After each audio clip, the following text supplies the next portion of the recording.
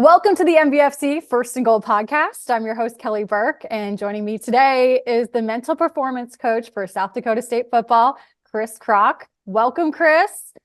I've been wanting to have you on for a long time. You've been on my wish list for a long time, so I'm glad we're finally able to do this. Thank you for taking the time. Well, thank you, Kelly. It's really an honor to be here with you, and a big hello from Brookings, South Dakota, as well as our SDSU football program.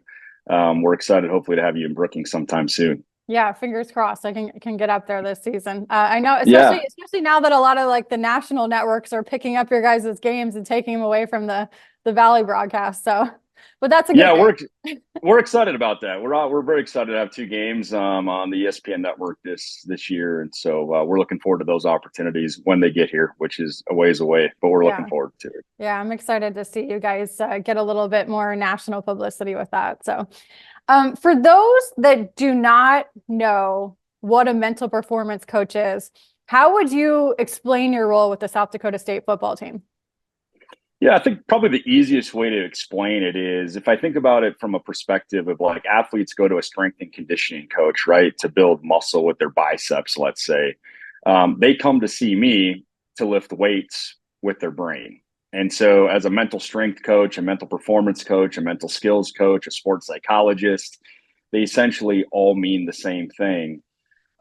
My job is to help them really optimize their performance. And so can we get them to play in the upper range of their ability, especially when it's difficult and especially when their best is needed? So again, I believe that every athlete has a range of ability, but can we get them to perform more consistently in the upper range of that ability? And so if we think about it like strength and conditioning, we're really trying to build the brain is kind of like a muscle in many ways. And so we're lifting weights with our brain, no different than we lift weights with our biceps. So correct me if I'm wrong. I had read or maybe listened to a podcast that you're on somewhere, and you talked about that when you approached South Dakota State about working with their athletic teams, you actually offered, I'll do this for free for a while. So how did you sort of manifest this role that you're in now? Yeah, we really moved to Brookings, was right after COVID. So that spring of COVID, that summer, I guess, actually. And my wife was the one that had the job at South Dakota State University. And so for me, it's really coming home. I have one of my degrees from SDSU. And so I really had this idea. In fact, we drove by the SJAC on a daily basis. And I really thought about, that's our indoor facility, by the way. And I always thought about what would it be like to work in there? And finally, my wife said, well, why don't you just actually call them? And I was like, well, what if they say no? And then she said to me, well, what if they say yes? So I approached the administration about this idea that I had, and it was fortunate that Coach Stig took me up on it. And my mentor said, offer to do it for free because any college program will do just about anything if it comes with no price tag. And so I offered to do it for like a fall semester for free.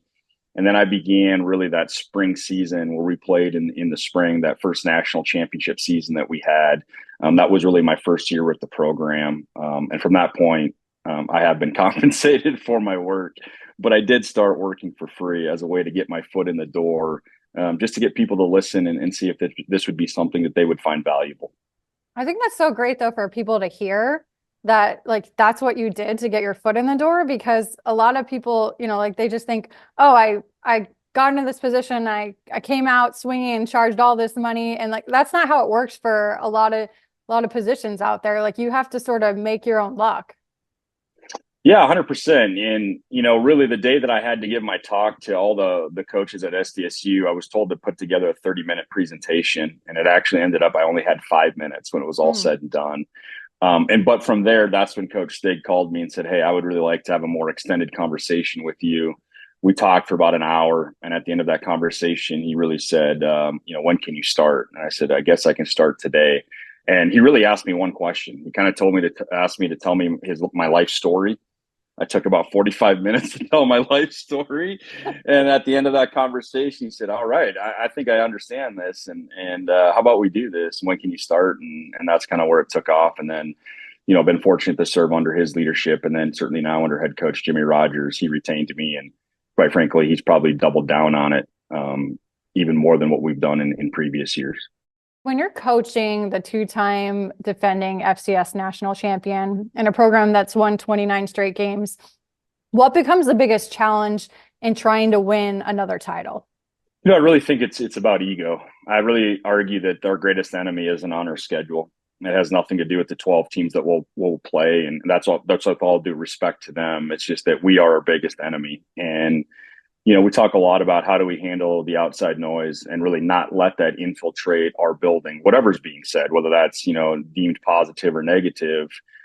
But ego really gets in our way, and it really prevents us from. I think winning is kind of a deodorant, if you really think about it. And so when we've been successful, then sometimes you start to really believe that narrative, and you really forget about the things that got you in this position in the first place. And so part of it is really calling out. We've spent a lot of time talking about ego, how we recognize ego, where it can show up within our facility, within our meetings, our weight room, the practice field, and how do we go about really not allowing our ego to be an enemy.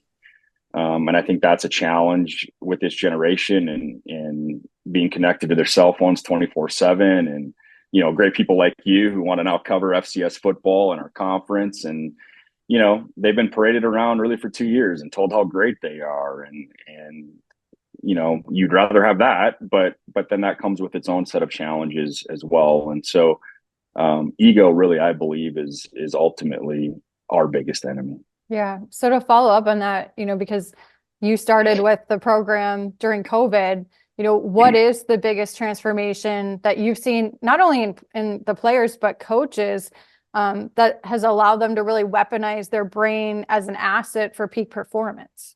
I really think it all begins with self-awareness, right? If we can't be aware of our thought life, then we really can't do anything to enhance it. And so, like, just for example, today I had a player come to me in the middle of practice and say, man, why am I just thinking about my last play, the last play that I didn't make, even though the play before that was really good for me?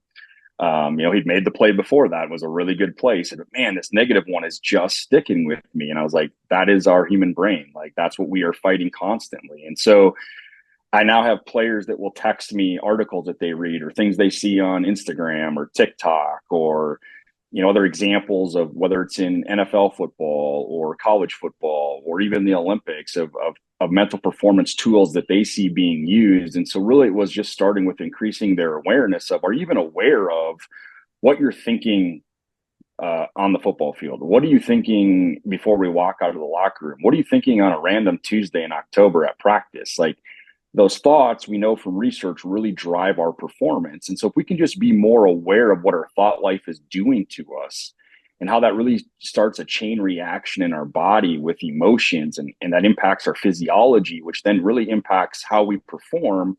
If we can just be aware of what starts that chain and make it work for us, in other words, have a high performance mindset, then hopefully the behaviors at the end will be high performance behaviors.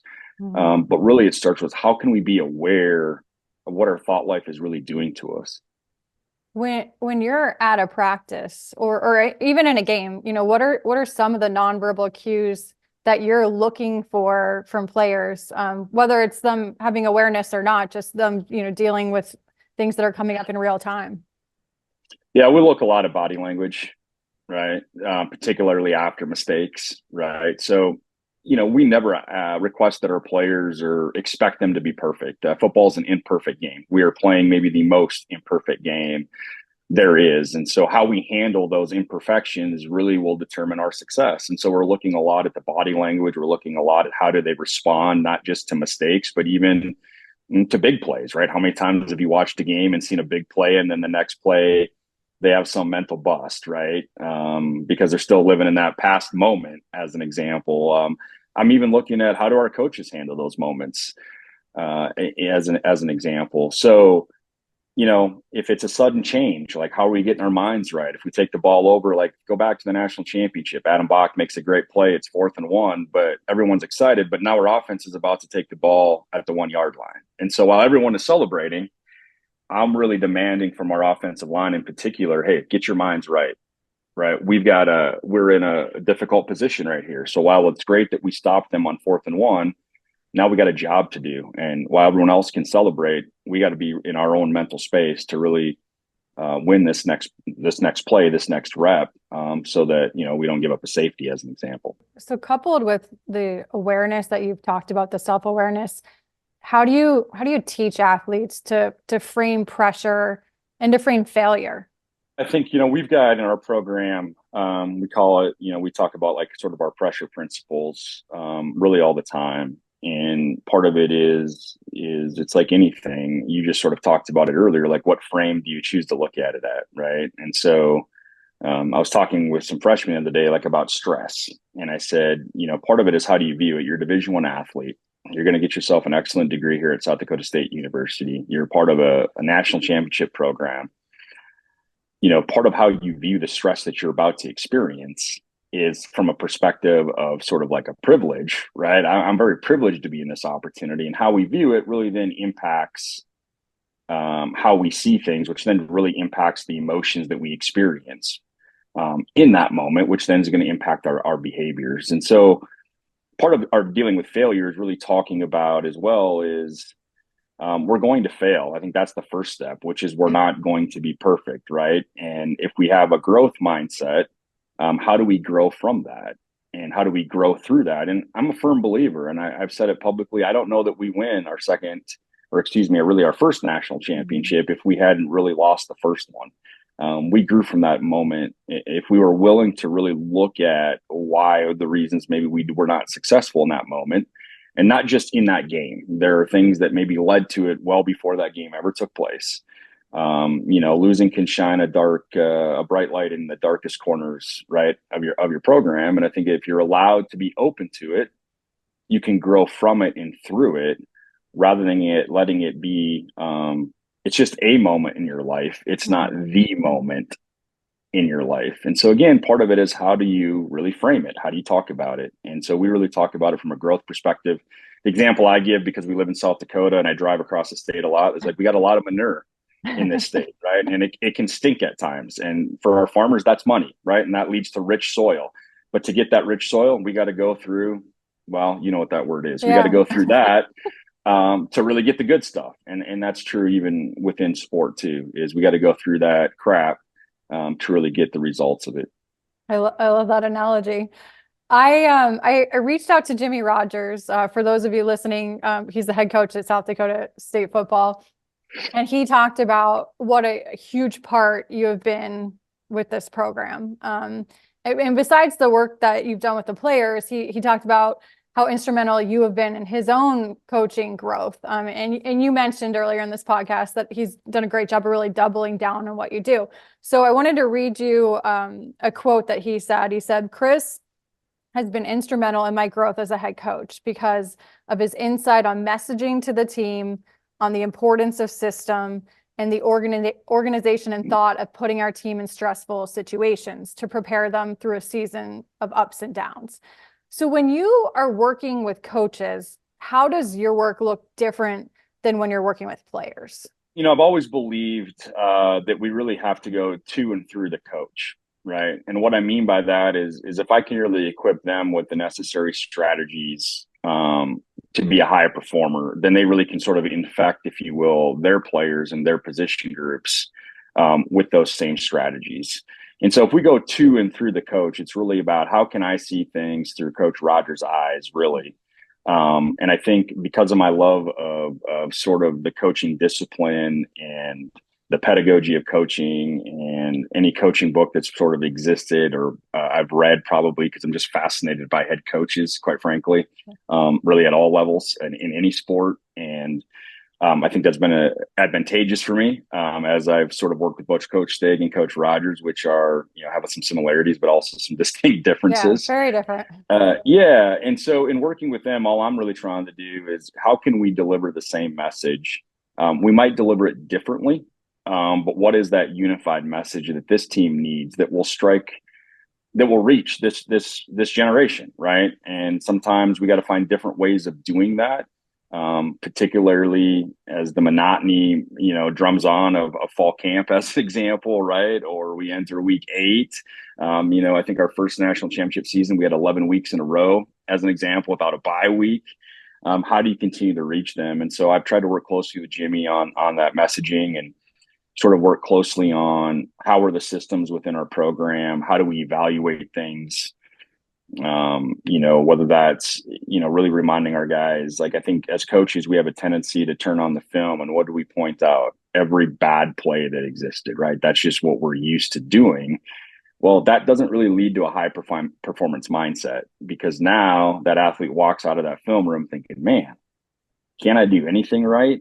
And so we've got to catch them doing it right just as much as we catch them doing it wrong.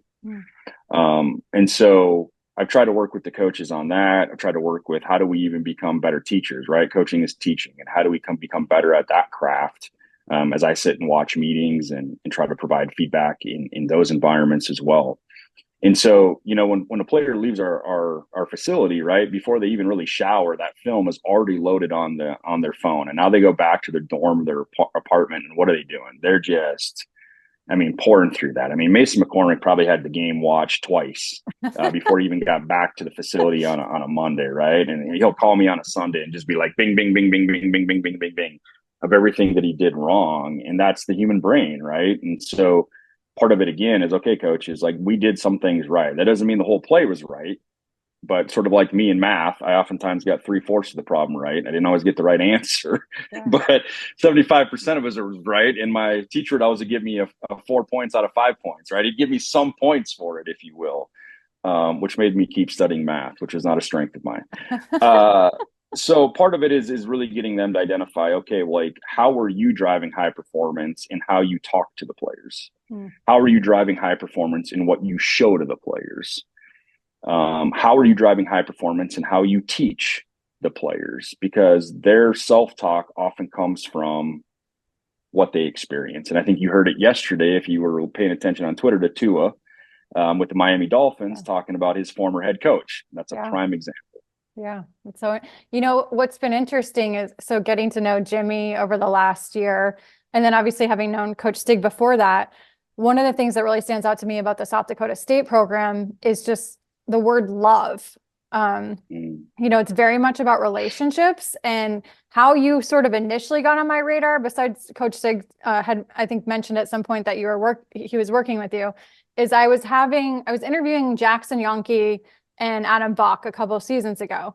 And we were talking, and they mentioned about the relationship piece, that you were doing a session with the team, and you had the team, I believe that you had them read the 5 love languages, which I love that book. For those that are not familiar, it's essentially a book that you associate more with romantic relationships, not necessarily football. But they were saying how effective it was understanding their teammates' response to certain situations. So why does that sort of outside the box approach with a book like that work in the game of football? I think I really believe that championship teams are connected teams. And, I think a lot of programs, if you just, look on Twitter and you watch Game Day or you hear people speak, like, I don't think any team's going to say they're not a family.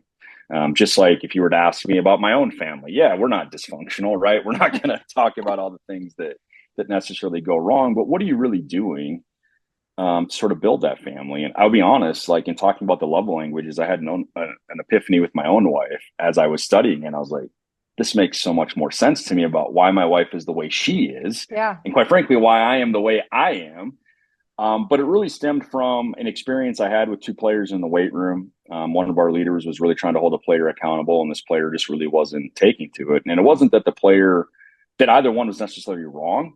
And it's not that either one was necessarily right.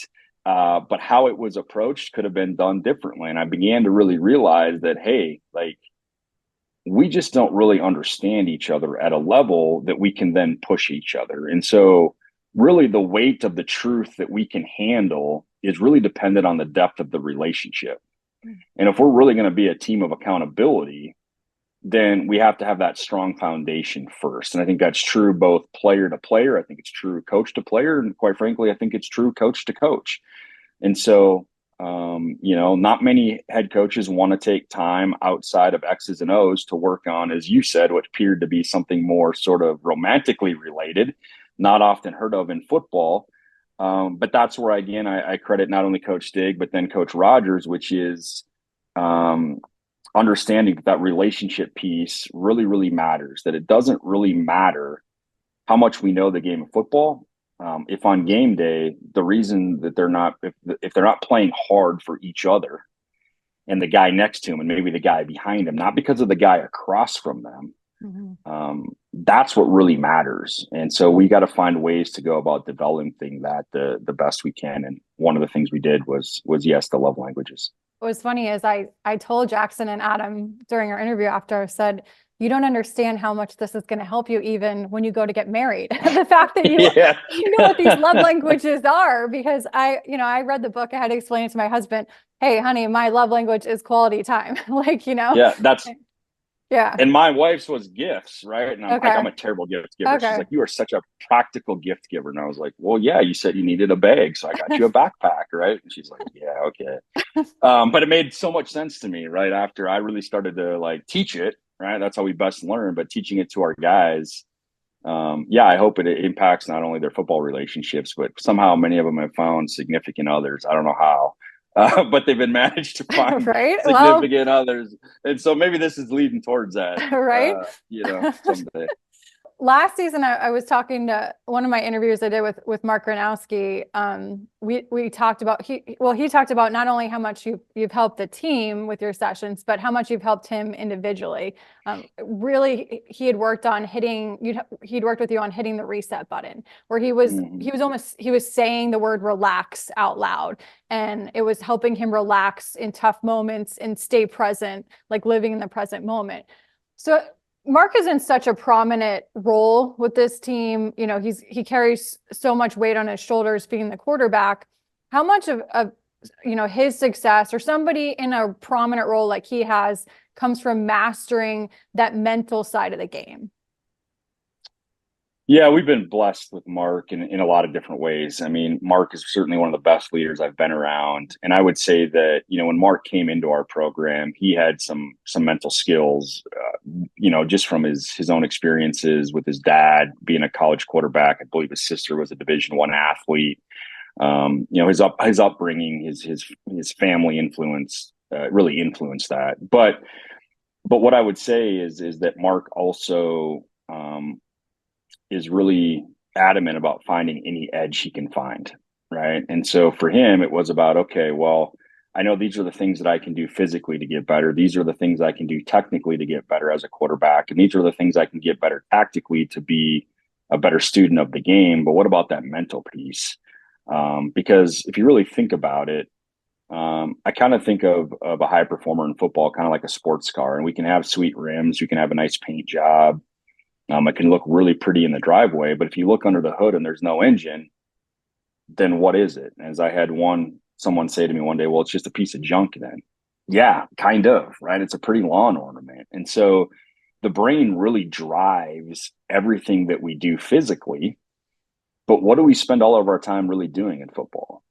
We spend all of our time working on the physical side. Yet if you asked Mark, I would bet he would tell you that football is more mental. And I don't mean, what do I do if this corner blitzes? I don't mean the tactical side. He would tell you it's way more mental than physical. But yet we spend all of our time really doing the physical side. And Mark has really invested in the mental side of the sport. And part of it for him is, okay, well, how do I reset after a play? And how do I just view football as play 6, play 7? It's not a good play. It's not a bad play. It's just a play. And now I got to play the next play. And then, okay, let's deal with the facts. It's now 2nd and 10, or it's 2nd and 5, or it's 3rd and long, and not get caught up in, oh, wow. Now it's 3rd and 10 because we just got stuffed, and labeling things as good as bad. And so I've tried to give him strategies in which he can handle the moment. And each year he's progressed in the program. I think it's been a different challenge for him because, now, for example, this year, it's a different role than he's probably been in the last few years, right? Where he is without a doubt the unquestionable leader of the offense. And he finds himself with a lot of new faces around him. Yeah. Right. And so how do we deal with all of that on the mental side too, which is there's a lot of expectations on him, not just our program, but him in particular. And let's not forget he's 22. He might be 23 now, but he's young, right? Like he's still evolving as a human being. Yeah. But credit to him, Mark really believes that everything matters just like we do in our program. So everything that we've done has mattered. And for Mark, the mental side is one aspect of that for him, along with many other things. But he's a true, let's find any edge. If it can make me 1% better, I want to do it. It's been interesting to really watch his mental journey, even from the standpoint of going back, I guess it would be 3 years ago now, when he blows out his knee in the championship game. I think back because I was a collegiate athlete at Arizona State, and I had some pretty bad injuries during parts of my career. And for him, just knowing other athletes that have had knee injuries, just even the mental hurdle you deal with when you're like, is my knee ready? Like the fear of, am I going to blow it out again? How hard do I go when I get back to practice? That sort of thing. Yeah, we forget that when we have a physical injury, we really have a mental injury at the same time. And so just like we have to rehabilitate, and the knee as an example, we also have to rehabilitate our mindset at the same time. And so I remember meeting with Mark and sort of talking about some of the strategies to handle just the process of rehabilitation, because it's a long road in his case, right? We're not talking about being out for a couple of weeks. We're talking about being out for a season. And on top of that, how do we really look for the silver lining in all of this? What's the opportunity for growth in this moment that maybe would have been more difficult had you not been injured? So like in that moment, he really could become a student of the game because he wasn't taking the physical reps. And so for him, it really became about taking a lot of mental reps, but really understanding, how do I watch film? And he just really became best friends with Chris Oladokin, who's now with the Kansas City Chiefs. And I think he just became a much more professional in that moment because he experienced that injury. But we did spend time talking about, how do I deal with this process, and how do I celebrate even the minorest, what is the smallest of victories amongst this? But I really pointed out, and I think this goes unknown with athletes, is they have a mental injury, which can sometimes be, in some ways, almost more painful than the actual physical injury. Because once the physical part is healed, that doesn't mean the mental side of it is also healed, if you will. Kris, you've got a background in public speaking, not only teaching it, but you've competed in it pretty extensively. So what has that transition been like, going from the public speaking aspect to the mental performance side? Yeah, ironically, I turned down a college scholarship to compete in cross country and track and field, to be on a competitive speech and debate team. And so, just like a Division I athlete would spend time working on their particular sport, I spent time giving speeches and touring the country and in all these competitive speaking arenas. And it was at that point that I really began to implement some of these mental strategies. And ironically, it came from listening to College Game Day and listening to Pete Carroll when he was with USC. And he talked about a book called The Inner Game of Tennis that he had given one of his, I believe, defensive ends. It was somewhat underperforming, was a preseason All-American, if I remember right, and really wasn't performing up to his ability. And I was like, this sounds fascinating. So I ordered it on Amazon. I mean, I think it was like $5. It was, it was a cheap book. I read it and I was like, this is fascinating.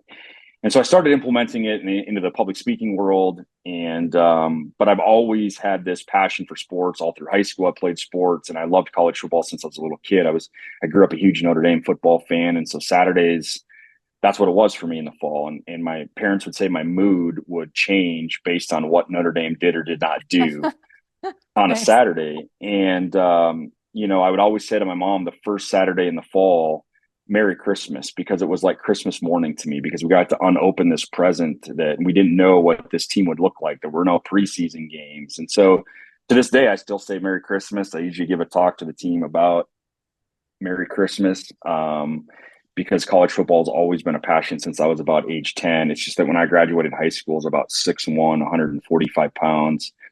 Not exactly Division I or really college football material in any capacity. But I knew that I really wanted to marriage like all of my loves, which is teaching, speaking, college sports, in this case, football, and the mental side of performance. And this job just sort of marriages all of that together for me. And so I use all of that skill set on a daily basis, because what do I do every day? I teach. What do I do every day? I really am a public speaker. What do I do every day? I work on the mental side. And fortunately, I get to do it in football with a great program that happens to be my alma mater.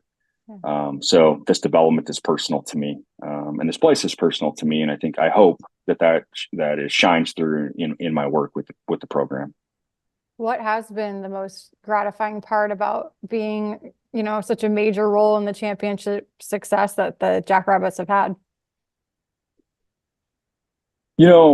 I didn't grow up on SDSU football. Like, ironically, I grew up in North Dakota, and I did not grow up too far from the North Dakota State campus. And so Jackrabbit football was not in my blood. And if I'm being really honest, I sort of began to understand it when we made the first national championship that spring season.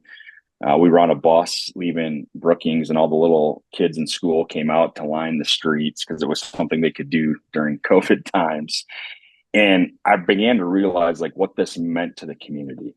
And then when we won the first one, and to look out and see that sea of blue, and to see grown men like in their 80s crying, it really became like, wow, like this is a moment that I will cherish for the rest of my life. And I can say that I was on that first staff, the first team to really do this. And so to do it at a place that was instrumental in my development just as a person, and certainly as a coach, and to do it with great people like Coach Stig, and certainly now Coach Rogers, to do it for a community that was meaningful in my role as a human being, has been a really special experience. And so I've learned what this program means to this university, to this city, and quite frankly, this state. And I don't think I knew that when I started, because I didn't grow up on it, quite frankly. And now to be a part of it is really a special opportunity, and not one I take for granted. I kind of become a little fanboy,